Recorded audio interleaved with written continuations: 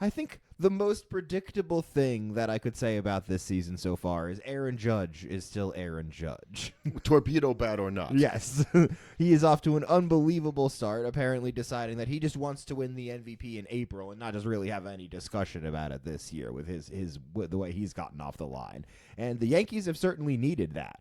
Yeah, they lost here on Sunday to end the weekend, so they're a 6-3, still at the top of the American League East, but in extra innings to the Pirates, and they did a nice job coming back on the top of the ninth to tie the game 4-4. Pittsburgh couldn't get that last out, and then they had a chance in the 10th inning. The Yankees did, but Judge came up with a guy in scoring position, and at third base it actually was with less than 2 out, and they walked him.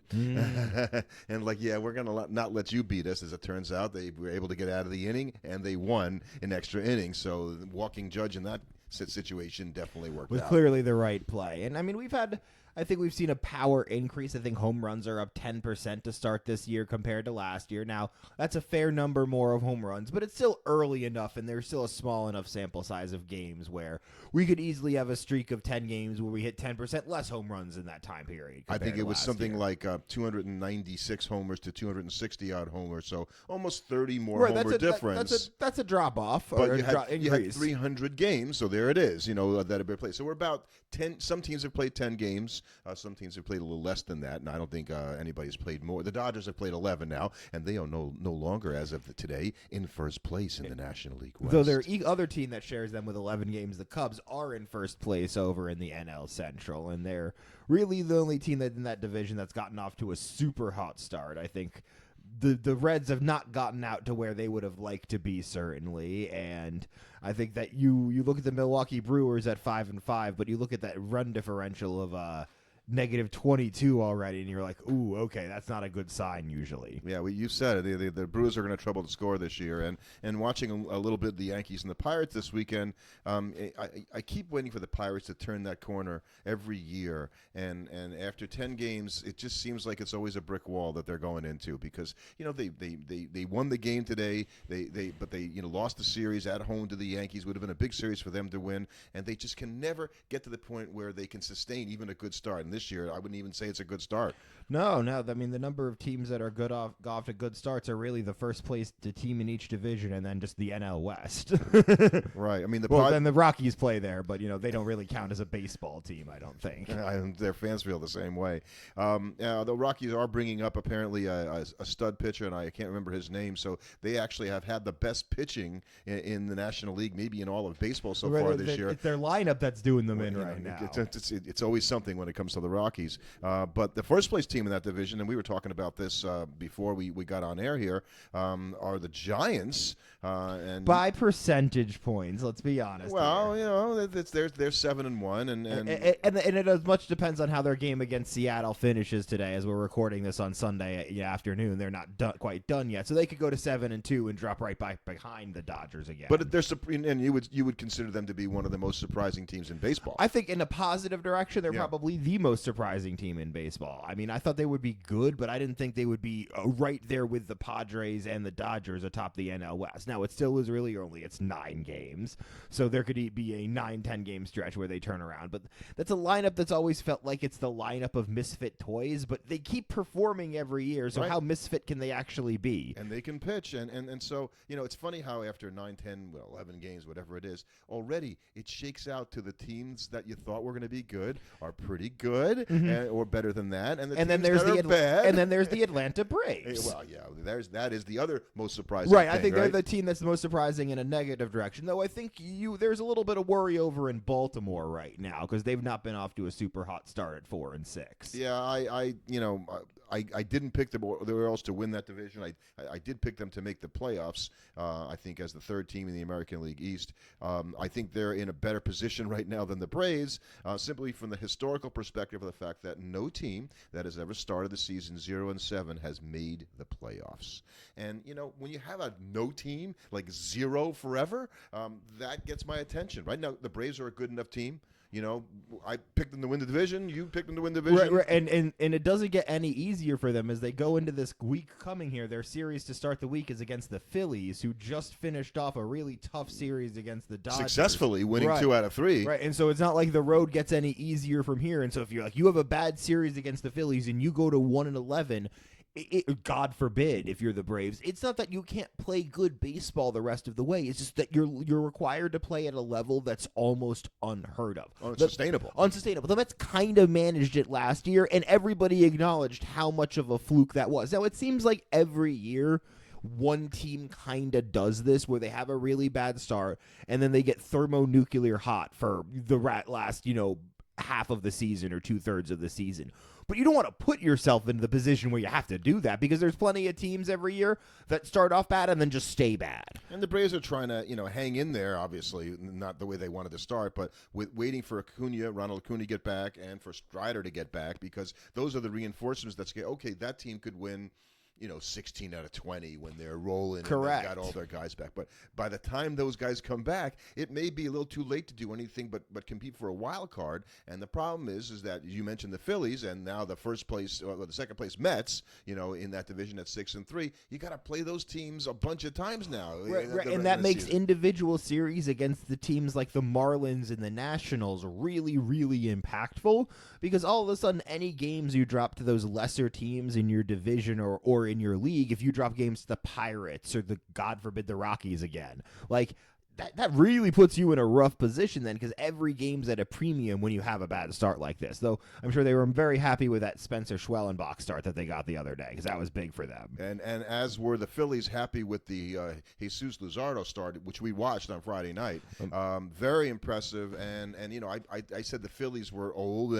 Maybe I was doing a little hot takey, out of sorts thing, but they've looked pretty good. And the pitching is still the Phillies pitching, and that's going to be a team that's going to be there all the way to the end of the year. And so far, the thing that's really held true for them is their pitching has stayed healthy. And, I'm not going to knock on wood for them because, that'd be great for us. But Nola and Wheeler and Luzardo are guys that typically don't see a ton of IL time. So as long as that holds, that gives you a really strong trio of starting pitchers that's going to be able to power you not only into the postseason, probably deep into it. So, and if you look at the American League, and in particular the Central, where Jose Ramirez hit 3 home runs for Cleveland on Saturday night, hasn't done much else with the bat, but had those 3 homers. At one point last week, and I didn't realize how unusual it was, all the teams in that division were 2-4. Mm-hmm. So all 5 teams. And I guess it just doesn't happen that often because it's probably because a lot of times they play each other. And I guess the NL West, 10 years ago, everybody was 3-3. This doesn't really mean anything other than it struck me as, wow, all 5 teams are 2-4. I don't know if that doesn't bode well when none of the teams get off to a good start. It bodes well if you want an exciting race because there's a good chance that all of these teams are going to be in the mix mostly because, even though if you're the Minnesota Twins and you're like, oh, we got off to a 3-5 start, so it's like, well, the Tigers are 5-4. They're not that much better. So you're going to be able to catch some of these teams. You might only be a game or so back 10 games into the season.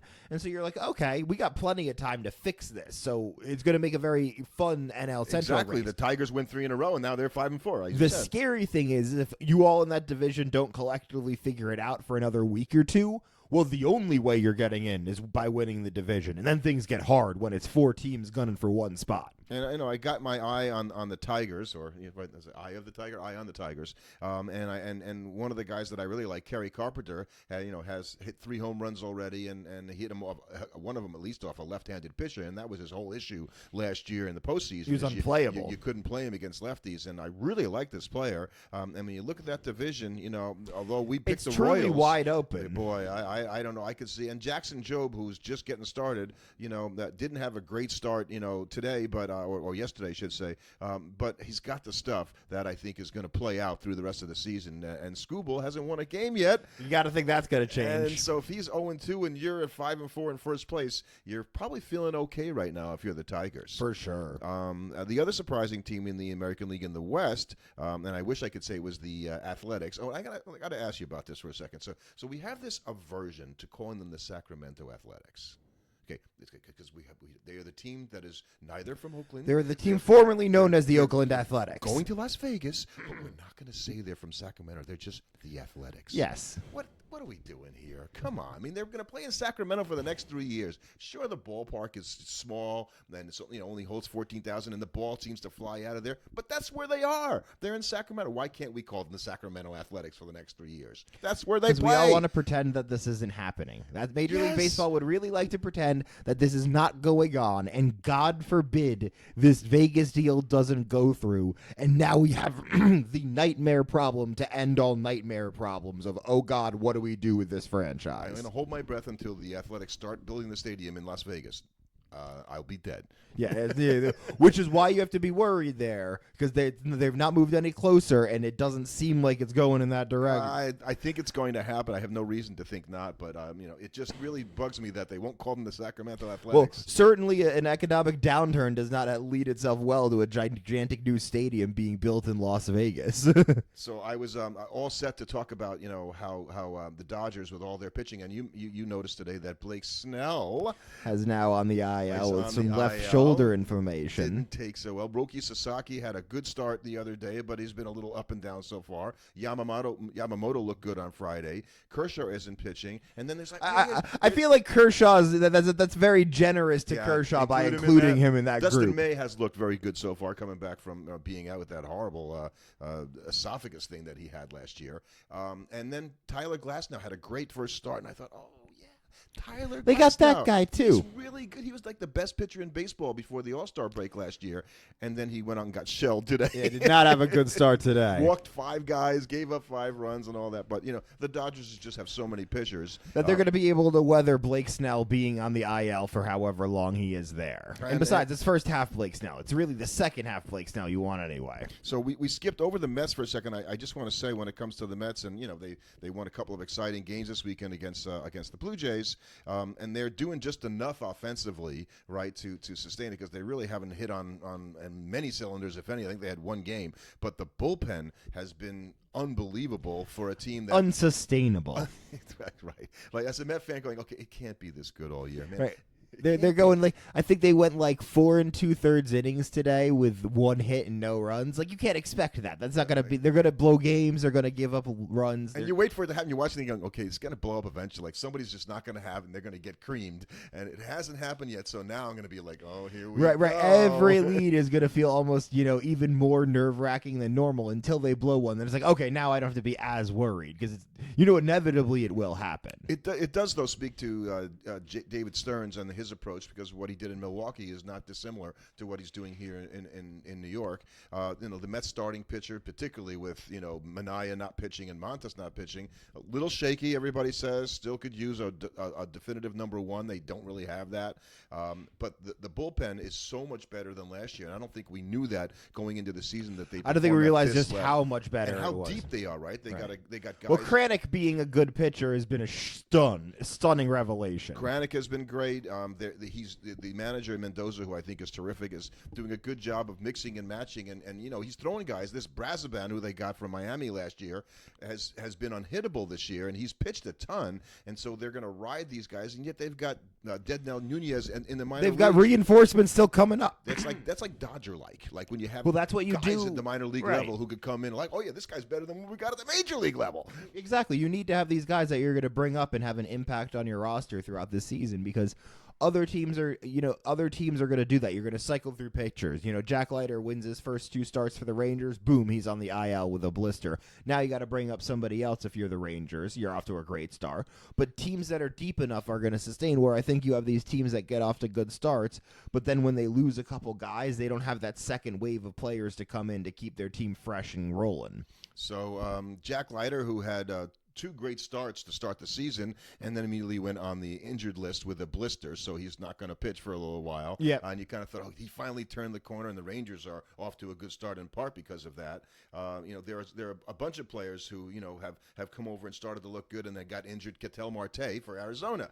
went on the IL, a very important player to them.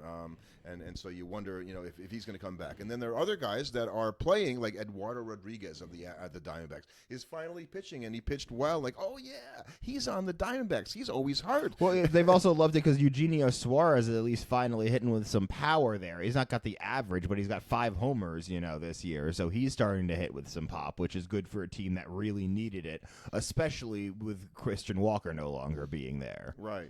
Who's toiling elsewhere right now. Dylan Cruz, who I picked for the National League Rookie of the Year of the Washington Nationals. Yeah, it has. That was not a good move on your part. You think? I think he would like me to take that back because I don't know what he did today, but he was 1 for 25 going into the game today, but he had a stolen base. Well, now he's now 3 for 29 now. Oh, he was smoking hot today, going 2 for 4 with 13 strikeouts. So I guess I could say he'll play better, but he it's has hard stolen to play 2 worse. bases, but he did get caught stealing once. So and the starts for the Red Sox, Weiler Abreu, who's batting 400 going into the games today. The Red Sox are playing. He's hitting 500 after the first game today. Okay, and then Fernando Tatis Jr. Came into the game today batting 500 for the season. So I just love early season averages and stuff like that because they can't sustain that kind of stuff. But to see Tatis come out like that, going for the Padres to be better than what I had them as a third place team behind the D-backs, still a playoff team by the way. Mm-hmm. If Tatis takes his game to this kind of about 500, but is the offensive force he was. If he's going to be MVP level Tatis, that makes that lineup a different kind of lineup then, because then you have enough overall strength in that lineup to really, really do it. Because then between him and Merrill and Machado when he's healthy, Bogarts, even if he has remotely a bounce back season, you've then got, you even haven't even got much from Luis Arias yet, who's hitting for him a very poor 256. And he smoked to get up there. He was started out worse than that. The problem for him is that he can't hit even 280. Luis Arias kind of has to hit 330 if he's going to be an everyday ball player. Because he does nothing else. And then the Padres still have the pitching. So, I expect that race, much like the NL East, right, with those, 4 teams, really, more than the NL East, because they only have 3 in the NL East. Right, the NL, the Marlins are off to a 5-4 start, but that's a team that can look like the worst team in baseball some nights. So I noticed something from David Harris, who I read every week, and I like David. He was talking about starting pitching, and he said that in only 12 of the 156 starts from Thursday, March 28th through Tuesday the 1st this week has the starter failed to go 4 innings. And that's pretty impressive because the starters have gone 5 or more innings, and 118 of the 156 starts, or 75%. This year, last year it was 68%. This is meaningful that the starters. Right. So I wonder if they figured something out about how to stretch the starters, make them more effective this first time through the lineup, because it's not coming at the expense of certainly power, because we're seeing home runs and hitting up to start the year. Right, and I think that managers also are trying to figure out how not to burn their bullpens out too early in the season, and because bullpen arms get injured, then you got to go at the trading deadline and get an arm. I think there's times where as a manager you have to manage understanding that not every run means the same. Sometimes you have to be willing to give up a run in order to not tax your bullpen too much. So I want to talk a little bit about the article that came out today in the New York Times. I can't tell you the Athletic New York Times, where Commissioner Manfred was quoted and asked a bunch of questions about what's going on. I thought the answers were quite interesting. But I want this for a future thought, because we've done this on the podcast a couple times. Because unfortunately last year Willie Mays passed away early in the year, and then we talked about who the greatest living ball player was, and I came up with Ricky Henderson being the greatest living ball player, and then Ricky passed away in December. So it makes me think, okay, do we should have another thought about, is there anybody else now that besides because we talk about I feel like that's such a not important thing to crown somebody. Like I don't find he's the greatest living ball player. It's like I don't want to give that to somebody that's not actively playing or hasn't played. Right, like okay, is Barry Bonds the greatest living ball player? Well, no, because greatest living ball player to me also implies their ability to currently play the game of baseball.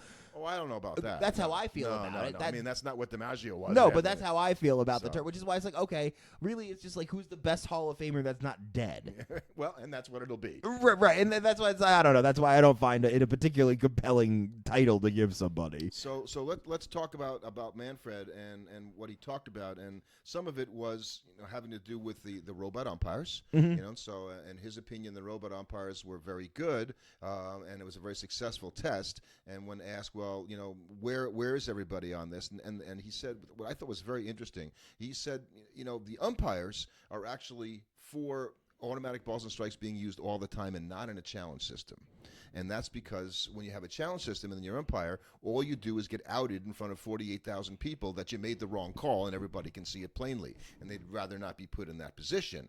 But it seems like Manfred is saying that the players would rather have a challenge system because that's kind of more what they're used to, and they're really not interested in going all the way, and they want this interim stage to be. And so the question is going to come down to, are they going to try to put it in for the 2026 season, which was sort of the plan, or will this get kicked to the curb for the collective bargaining agreement at the end of the 26 season? I think they could use this as a collective bargaining chip because both sides are interested in it, so it becomes beneficial to both of them to use it because both of you can agree, like, okay, we'll sign ABS if one side seems to be interested in it, if you'll do this other stuff for us. And I wonder how it'll come out because when you talk about the CBA coming up, there's been talk about the fact that, and we had a podcast that we're going to drop on Thursday about movies, baseball movies with some great people, and we'll talk about that in a moment. But the idea is that we were talking about only 5, I think one of the guys was saying only 5 of the 30 teams has a legitimate chance to really win the championship right now based upon the way they spend money. And I think that's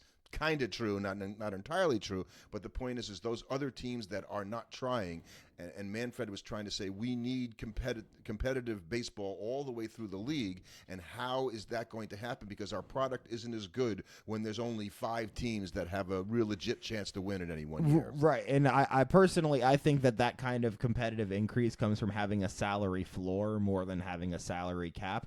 I don't think the issue is that teams are spending too much money. I would feel much more strongly about that if teams like the Rockies and the Pirates weren't running shoestring budgets. If they were spending $75 to $100 million, yeah, sure, that's not as much as the big market teams, but they're at least spending money. But no, they're not even doing that. So it's just like, how are you going to tell me that the reason you're not competitive is because the other teams are spending too much money when they're literally spending more on their entire roster on one player than you are? Like, it's just not, it just doesn't sit right with me, the idea that we should have a salary cap. That feels like a bailout to the small market teams more than anything. And from the players' perspective, they don't even want the word salary cap can't be spoken. It is Voldemort words for them. The only player that probably doesn't care as much is Juan Soto, because what are you going to do with He's his? not going to take that. He's not going to do that publicly, even if he does go, well, I got mine. Right. So, but he's one of the few guys that probably does not care about a salary cap because he's good. But I interpreted Manfred's comments as saying, be prepared for a nasty collective bargaining agreement and a possible strike. Because I think the owners are going to probably go, you know what, save us from ourselves, because that's really what a salary cap is. Right. The owners. It's going to be very interesting because the owners. There is potentials for the owners to have a bit of discord within them. I could see some of the Dodgers owners, the Met, Steve Cohen, looking at going like, well, wait, why do I want to keep subsidizing some of these low spending teams? Because that's what I'm doing.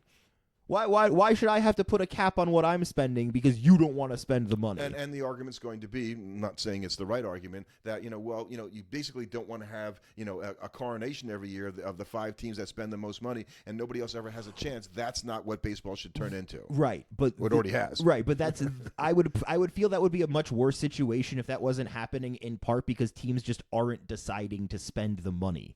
Like those small market teams are basically looking and going, "Oh, we've tried nothing and it isn't working." And they're not doing this by accident. No, they are benefiting. That is the thing. Teams like the Rockies are benefiting in this situation because they roll out their $30 million roster, spend no money on it, and then reap all the benefits through all of the revenue sharing, which will not be fixed by putting in a salary cap. Because why would that make them spend money? And I say this all the time, while the value of their franchises just increase, even if they don't do a darn thing right. A baseball team is worth more today than it was worth yesterday, and it'll be worth more tomorrow than it's worth today. Exactly. So, that's really disturbing.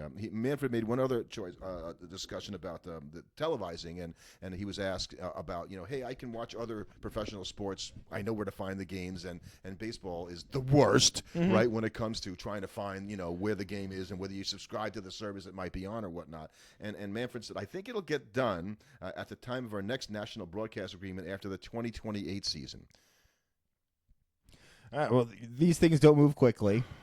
So 3 years of where's the game? How do I find the game? Is it on Apple? Do we still have an Apple subscription? Is it on Amazon? Is it on ESPN? Is it? I mean, today the Met game it was on a local market channel in the New York City area. It felt like it was 40 years ago on WPIX. Well, it's always there on the weekends, though. Not always. They get a few It's games almost all year. Yeah, I don't know. It's there pretty consistently. So I guess what just bothered me is basically what's the truth. There's nothing we can do about this right now because they need to renegotiate the agreements, and eventually we're going to get there, but you're going to have to wait. Right, and I bet in 2028 they're looking at it, they're saying, hey, look, at San Diego. We took over their local broadcast, sold tens of thousands to direct consumer in-market packages. It tells you there's a lot of people in these markets that want to watch baseball if you just make it simple and affordable for them.